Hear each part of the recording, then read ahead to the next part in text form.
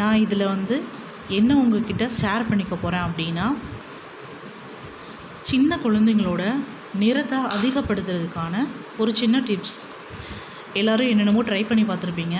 நான் வந்து நேச்சுரலாக எப்படி கலரை இம்ப்ரூவ் பண்ணுறதுன்னு காட்டுறேன்.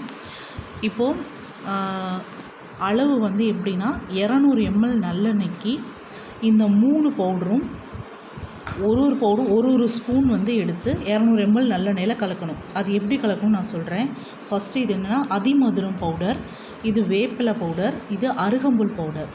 இந்த 3லையும் ஒரு ஸ்பூன், அதிமதுரம் 1 ஸ்பூன், வேப்பிலை பவுடர் 1 ஸ்பூன், அருகம்புல் பவுடர் 1 ஸ்பூன், 3ஐயும் தனியாக எடுத்து கலந்து வச்சுக்கோங்க.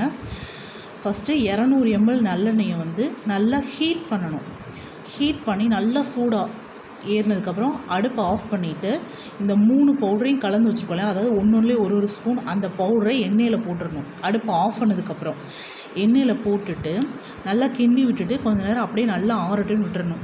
ஆறுனதுக்கப்புறமா அந்த ஹீட்டுக்கு இந்த பவுடரில் இருக்க எக்ஸ்ட்ராக்ட்ஸ் எல்லாம் அந்த எண்ணெயில் இறங்கிடும். அதுக்கப்புறமா அந்த எண்ணெயை நீங்கள் ஸ்டோர் பண்ணி வச்சுக்கலாம். இந்த எண்ணெய் 1 வருஷத்துக்கு வந்து கெட்டு போகாது.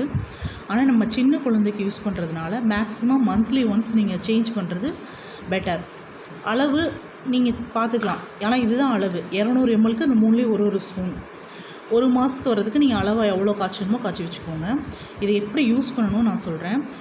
வாரத்துக்கு 2 நாள் இந்த எண்ணெயை ஃபுல்லாக, நார்மலாக சின்ன குழந்தைக்கு நல்லெண்ணெயை வந்து உடம்பு ஃபுல்லாக தேய்ச்சி மசாஜ் பண்ணி விடுவாங்க. அது மாதிரி இந்த எண்ணெயை தேய்ச்சி நீங்கள் நல்லா மசாஜ் பண்ணி விட்டு ஒரு 10 நிமிஷம் நல்லா ஊறட்டும்.